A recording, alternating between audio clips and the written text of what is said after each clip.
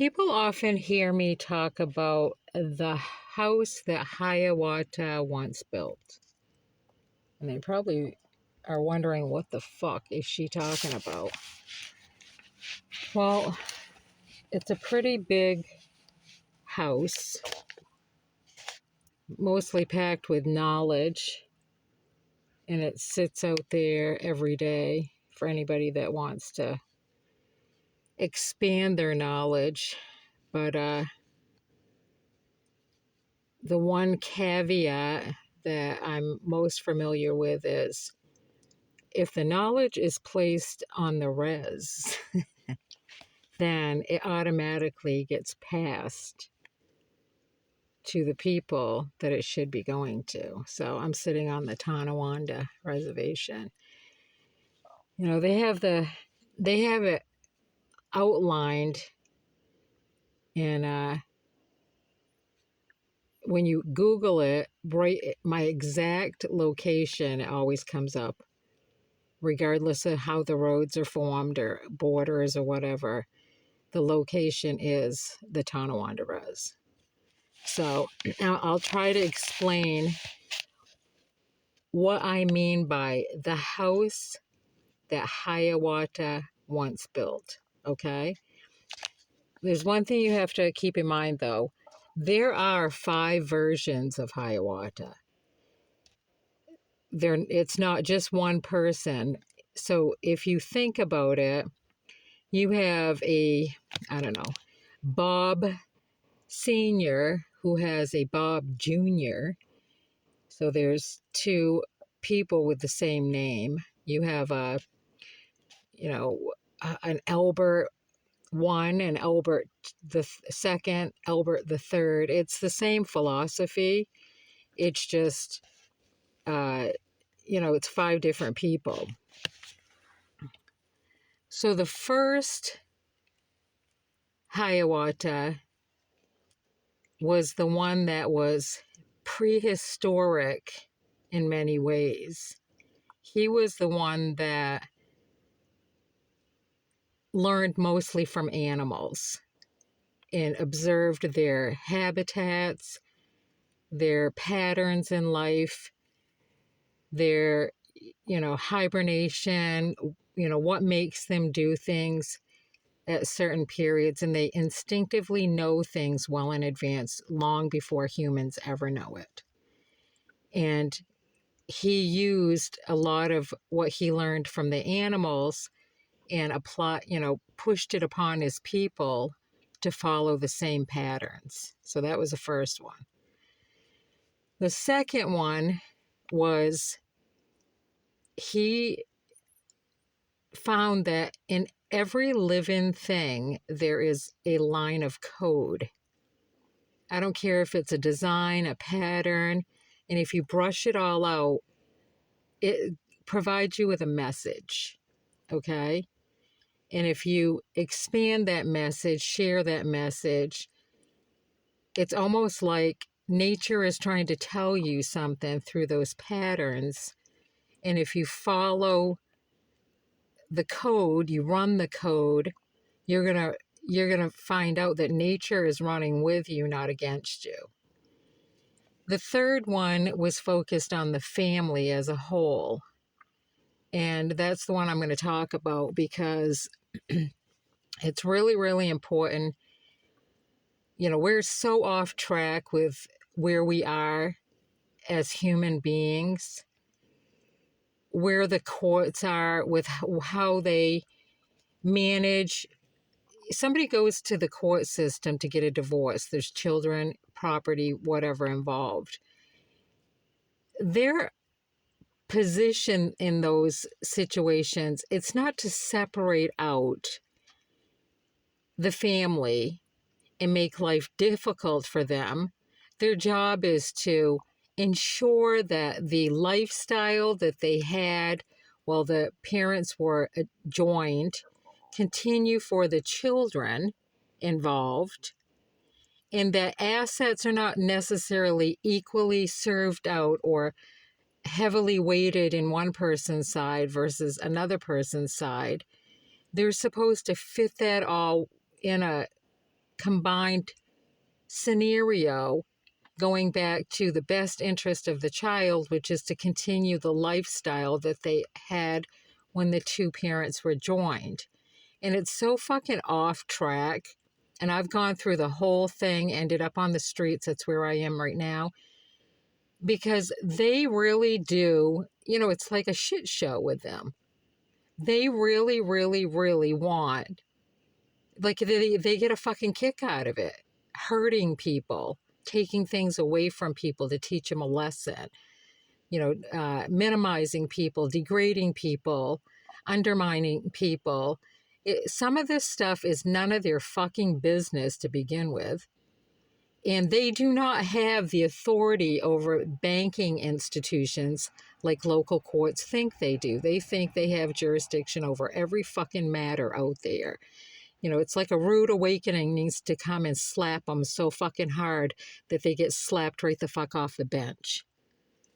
So I'm going to Hiawatha on the 3rd, and I'm going to talk about a couple things. So under his command, because land and leadership and authority was passed down from one generation to the next generation. And it was just an automatic, if everybody followed the leadership of the first Hiawatha and everybody followed the leadership of the second Hiawatha, and they followed the leadership of the third Hiawatha, then the authority of the land was always in Hiawatha's hands, okay? So we're talking the 3rd here. He pressed upon his people the need for a focus on the house. And there are, with each Hiawatha, there was a house that was built. There was a spiritual house that was built. There was an unbreakable house with code. You cannot break that house that was created. And for the 3rd one, he pressed upon his people the need for proper things to be in proper places at all time, for the protection of the people, for children that have yet to gain knowledge and understanding about certain things that pertain mostly to adults, nor should they be pushed upon to experience these things at young ages because they're still in a learning stage. It's like taking a child and encourage them to, do drugs when they're not old enough to make those decisions for themselves or anything. You encourage them to go out there and, get a girlfriend, or get a boyfriend. When they're ready, those things will just fall into play without anybody pressuring them that way. They get enough pressure from their own peers. So this Hiawatha that I'm talking about, he created a house and pressed it upon his people because they needed to know where, they could see well in advance. They had extremely unprecedented amount of vision on where things were headed. And so the pressing on this house that I'm about to talk about is it's so needed, but I don't know how it would ever be achieved in today's world because of the way society looks at things as a whole. The house. This house is the house that the family comes together. They eat, they sleep together, and it's for the family, not to entertain people. It's not to, conduct business. It's not to do anything else but to share in family type interactions. That's the house. With that house, it's a given that there's another house. This house is where, when a man and a woman is ready to discuss matters of great importance, like bringing children into this world or having special time just for themselves that don't include children or other family members, that's where those activities take place, in that house.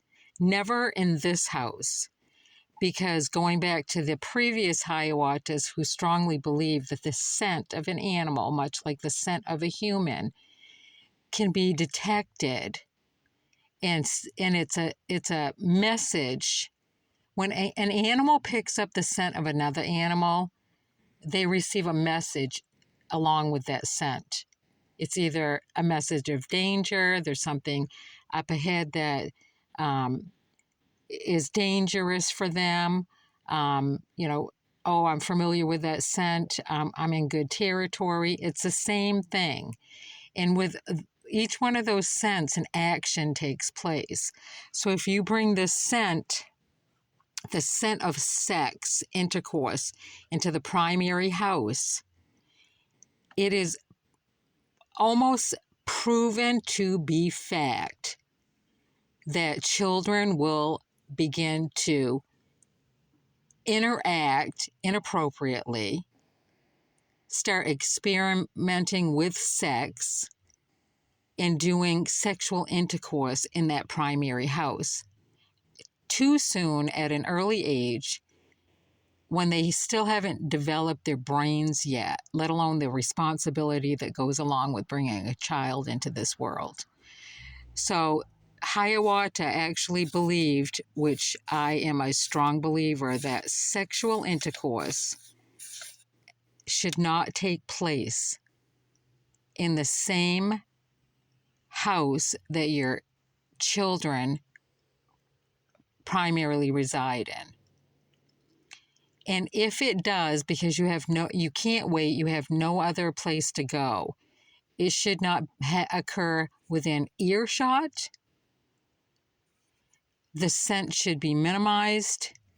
There should be no remnants of the acts that took place. It should immediately be cleaned up to minimize those scents. So, in other words, if you're some sex demon type woman and you can't just, put it on hold, and you got to do it day and night and leave your dirty underwear and shit laying around for your kids to see, that would never fly with Hiawatha. Never, ever, ever, ever fly. Not in his house, not under his authority, not under his command. You'd find yourself somewhere else on somebody else's land, and good luck. So that's the second house. And the third house is that no woman or child should ever have to be exposed to the arguments that arise between men. The decisions that are made by men, and anything related to that type of, business decisions, arguments that arise, back in those days, an argument might arise from, even if two people came together seemingly as if they were married and had children, the father of the woman still had the authority and the command. So think about it. You decide you want to hook up with some girl and make a few babies with her. Guess what? Your authority is, you have no authority over her or those children. And if her father says so, guess what? You're out, and the children and his daughter stays right in the house. And that's the way it was back then. So any business decisions or arguments that arise or could upset the home would never take place inside the house. Ever, ever, ever, ever, ever. It was supposed to be a place of peace and gathering. So those were the houses And obviously, a fourth house might come about by, animals that need some shelter, and they're not welcome here. Cattle, horses, whatever. And so you'd have these houses. And if you look back into the old farmer type ways, they had houses that were structured like this. Their land, you can include a fucking outhouse if you want to. But it really was structured that way. But the belief back then was there's a time and there's a place for everything. And your primary responsibility as an adult where children are involved is to keep your house clean and free from anything that's going to disrupt their learning or the path that they should rightfully be on as an adult. So when I talk about the house that Hiawatha once built, there's 5 Hiawathas. They each built a house, not necessarily structure like the third one did, but they did build houses. And the knowledge is there. You just have to, grasp it if your ignorance would allow you to grasp it. But I'm a strong believer of this house and the preceding houses, the houses that took place before the third one. So I just wanted to clarify that because people are like, what the fuck is she talking about? The house that Hiawatha once built. Well, this is one of them. Their knowledge was so advanced and their focus was always on their people at all times. Even when the destruction of the land, you have to think about it. They reset the clocks to ground zero and we moved forward. Now we're in the year 2024. But all that time prior to that, that was all went under these little capsules, time frame capsules. AD, the age of the dinosaur. That's when the dinosaurs became less and less and less of a concern. And then they moved on. And then it was before the common era. Before they, when they tried to start thinking about civilized communities, and they noticed that, errors do occur, not only in history, but in every day. Every day, people make errors. We all make errors. Every one of us, we make errors. And then, this birth of Christ, which brought on the whole religious caboodle of shit. So who knows what they'll do in the future, but time frames it was like a time capsule blocked off. The remnants of the dinosaur had finally faded away, and the people were less and less afraid of the dinosaurs. And once they got past that, they put a cap on it and said, okay, that was back in AD time, we're not there anymore. And how these people are allowed to put AD, I see legal documents where people date things and put AD. Okay. That should be immediately reversed just for putting some stupid shit like that in there. Again, it's an error in a legal document that needs to be immediately corrected, but they're not correcting it because there's no oversight. There's no authority on this land. It's a free-for-all. It's a freak show. Which brings me to another topic that I'm not going to talk about right now. So anyways, the house that Hiawatha once built. They were great houses. If only people would have continued on in those ways. We wouldn't be overpopulated with people. There wouldn't be children coming up missing, murdered, and have to suffer through abuse and then grow up into adults and have more and more issues. Our society would be more at peace with one another. Signing off.